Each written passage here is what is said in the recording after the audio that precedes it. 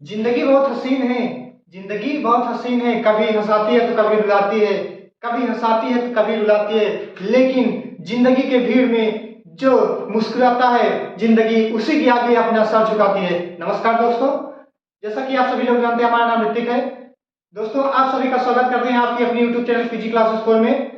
तो हमने पिछले वीडियो में 4 टाइप के सिंप्लीफिकेशन का क्वेश्चन सॉल्व कर चुके थे। आज हम बात करेंगे टाइप नंबर 5 के। तो आइए देखते हैं टाइप नंबर 5 में किस प्रकार का क्वेश्चन आएगा। तो जरा समझ लेते हुए आज सीधे अपने टॉपिक पर आते हैं। तो टाइप नंबर 5 क्या है देखते हैं। टाइप नंबर 5 में मान लीजिए आपके सामने कुछ इस प्रकार का क्वेश्चन आ गया। √88 plus 3 √88 plus 3 √88 plus 3 dot dot dot.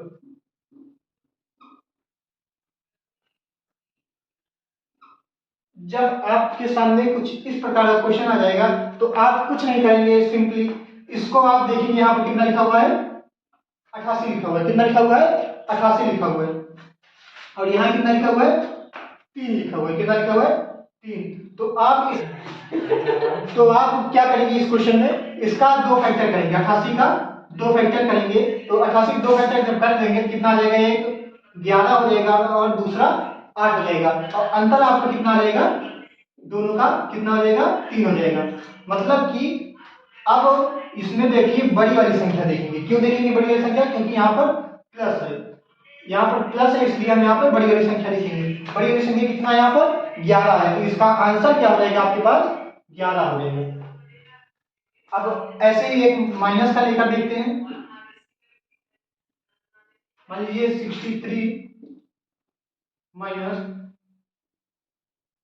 2√63 minus 2√63 minus 2।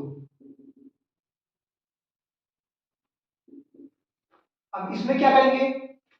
इसमें आप यहाँ पर देखेंगे कितना है? 63 है। और यहाँ पर क्या है? 2 है। आप 63 का 2 फैक्टर कीजिए, जिसका अंतर क्या आना चाहिए? 2 आना चाहिए। तो आप जब 63 को 2 फैक्टर करेंगे तो एक 9 हो जाएगा, दूसरा क्या हो जाएगा? 7 हो जाएगा। और जब इसका अंतर निकालेंगे कितना आ जाएगा? 9 में से 7 गिराएंगे तो 2 हो जाएंगे। तो मतलब इसका अंतर भी 2 आ जा रहा है। और जिसका 2 फैक्टर कर दिए कितना आ गया? 9 और 7। अब देखिए यहाँ पे कौन सा सिंबल है? माइनस का। तो इसलिए हम यहाँ पर क्या लिखेंगे? छोटी वाली संख्या लिखेंगे। तो इसका आंसर क्या आ जाएगा? तो हम टाइप 5 की बात कर चुके हैं, अब हम टाइप 6 की बात करेंगे। तो टाइप 6 में कैसे क्वेश्चन आएगा? मान लीजिए आपके सामने कुछ इस प्रकार का क्वेश्चन आ जाएगा, तो आप कैसे सॉल्व करेंगे आइए देखते हैं। मान लीजिए 1/a plus 1/b plus 1/c बराबर 9/26। इतनी की वैल्यू आपको दिया 9/26। तो आपको पूछ ली जाए find the value of A B और सी, तीनों की वैल्यू आपको पूछ लिया जाए, तो आप इस क्वेश्चन को कैसे सॉल्व करेंगे? आइए शॉर्टकट ट्रिक की सहायता से देखते हैं। तो इसको आप पहले 9/26 को उठाएंगे। 9/26 को लेने के बाद इसको आप रेसिप्रोकल कर देंगे। रेसिप्रोकल मतलब इसका उल्टा कर देंगे। तो उसका रेसिप्रोकल करेंगे तो क्या हो जाएगा? 26/9। जनरली इस प्रकार, मतलब कि हर वाला अंश में चला जाएगा और अंश वाला हर में चला जाएगा। अब जनरली आप इसको डिवाइड कर देंगे। क्या कर देंगे? डिवाइड कर देंगे। डिवाइड मतलब भाग कर देंगे। तो आप इसको कितनी बार ले जाएंगे? 9 दूनी 18, 2 बार चला गया। उसके बाद यहाँ कितना बच गया? 8 बच गए। फिर आप इसको 8 से यहाँ बच गया। अब जिससे आप भाग दिए रहेंगे पुनः आप इसको 9 लिखेंगे। जैसे आप करते होंगे HCF निकालते होंगे या महत्तम समाप्त वर्तक निकालते होंगे भागफल विधि से, उसी प्रकार इसको भी सॉल्व करेंगे। तो 8 को एक बार ले जाएंगे तो 8 एकम 8 हो जाएगा, 1 बच जाएगा आपका। फिर आप यहाँ पर 8 से भाग दिए रहेंगे, फिर हम पुनः इसको 8 लिख लेंगे। 1 8 8 जाएगा, बार चला जाएगा, ये आपका खत्म हो जाएगा। अब आपके पास ये जो 2 आया है ये ए का मान आ गया है, और जो 1 आया है बी का मान आ गया है, और जो 8 आया है ये सी का मान आ गया है। इतना क्लियर हो गया होगा।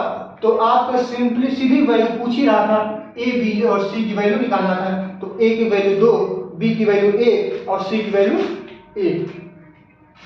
ये रहा कुछ ए बी और सी की वैल्यू निकालनी।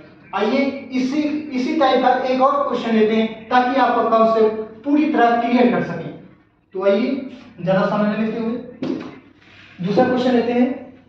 मान लीजिए आपके सामने 1/a plus 1/b plus 1/c plus 1/d का मान कितना आ गया, दिया गया है 17/60 दिया गया। क्या दिया गया है? 17/60 दिया गया। तो आपसे पूछ रहा है कि फाइंड द वैल्यू ऑफ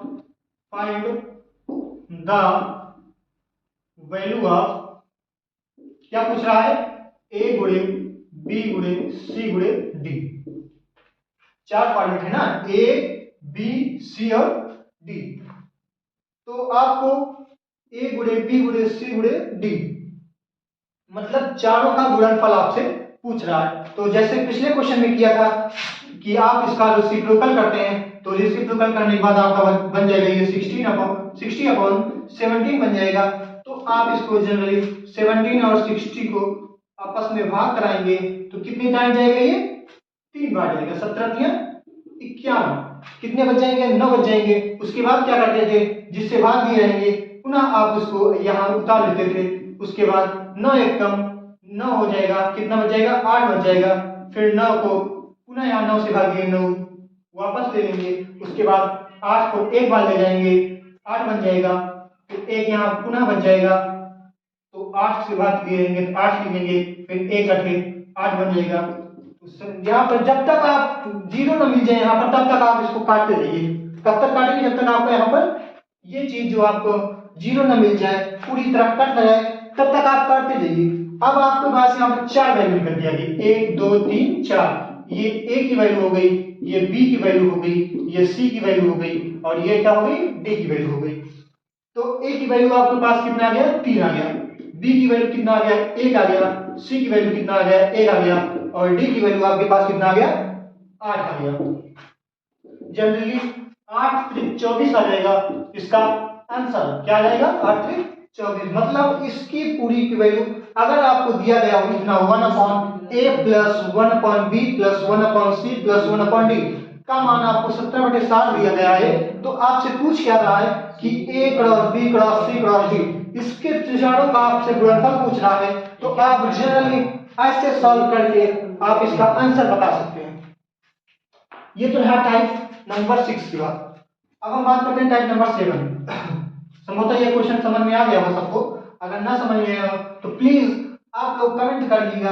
हम आपका पूरी तरीके से नेक्स्ट वीडियो में समस्या का समाधान करने का पूरा प्रयत्न करेंगे। आइए टाइप नंबर 7 देखते हैं। टाइप नंबर 7 थोड़ा ध्यान से देखिएगा।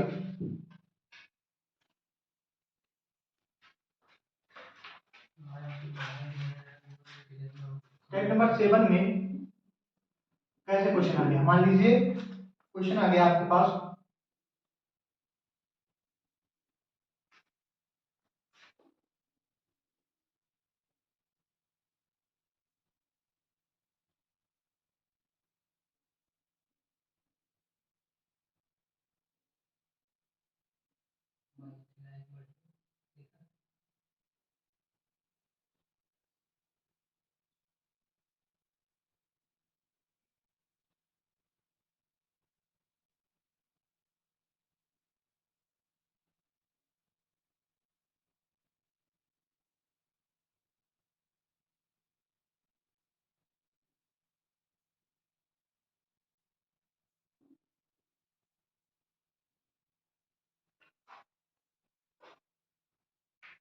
अब देखिए यहाँ पर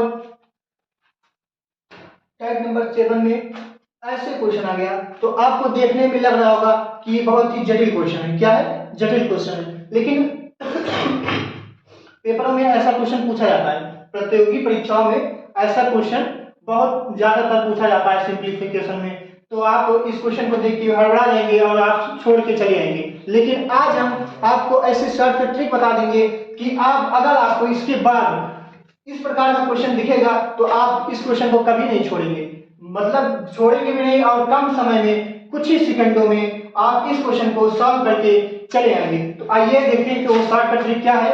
तो देखते हैं, मान लीजिए आपको सबसे पहले क्या करना है, ये लास्ट वाला टर्म लिख लेना है। क्या लास्ट टर्म क्या है, यहाँ पर 3 है, तो आप जनरली 3 लिख लीजिए।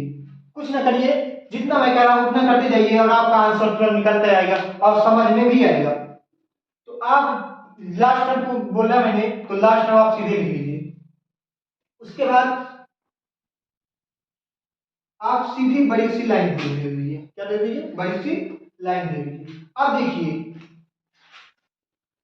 ये √9, √5, √4, ये चीज जो दिया हो, मतलब √9, √5, √4, वो चीज आप नीचे 1/2 करके लिखते नहीं। जैसे मान लीजिए √2 का मान कितना होता है, इसका घात क्या बोलते हैं, 1/2। √3 का मान कितना हो जाता है, 1/3। √5 का घात क्या हो जाती है, 1/5। उसी प्रकार आप इसमें √9 दिया जाए, √5 दिया जाए, √4 दिया जाए, तो 1/9 लिखेंगे। तो सीधे 1 ऊपर ना लिखते हुए हम सीधे बटे के नीचे वाला लिखते हैं 9, 1/9 ऊपर लिख देंगे, कोई दिक्कत नहीं है, लिख भी सकते हैं। नहीं ना भी लिखे कोई दिक्कत, क्योंकि 1 से गुणा कराएंगे तो 1 ही मिलता है, तो चाहे लिखे चाहे ना लिखे उससे कोई मतलब नहीं। तो 1/5 लिख लेंगे, उसके बाद गुणा लगाएंगे, फिर 4 दिया गया है 1/4 भी लिख लेंगे।